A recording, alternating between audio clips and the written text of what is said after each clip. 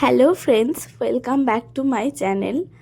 আবারও চলে এসেছি আমি আমার নতুন ছাদ বাগানে। এই নতুন ছাদ বাগানটাকে কিভাবে সাজাবো সেই পরিকল্পনা করছি।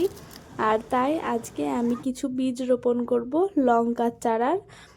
তো আমি আমাদের বাড়িতে থাকা 3টে শুকনো লঙ্কা নিয়ে নিয়েছি। তার মধ্যে থেকে বীজগুলোকে ভালোভাবে বের করে নিয়ে একটু রোদে শুকিয়ে নিয়েছি।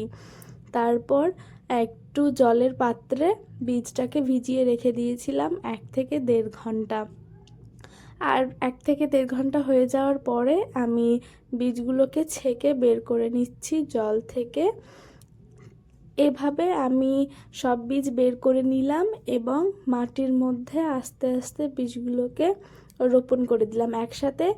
ওই 5-7টা করে তো বীজ লাগিয়ে দিয়েছিলাম। পরে গাছ বের হওয়ার পরে আমি সেগুলোকে আলাদা করে নিব।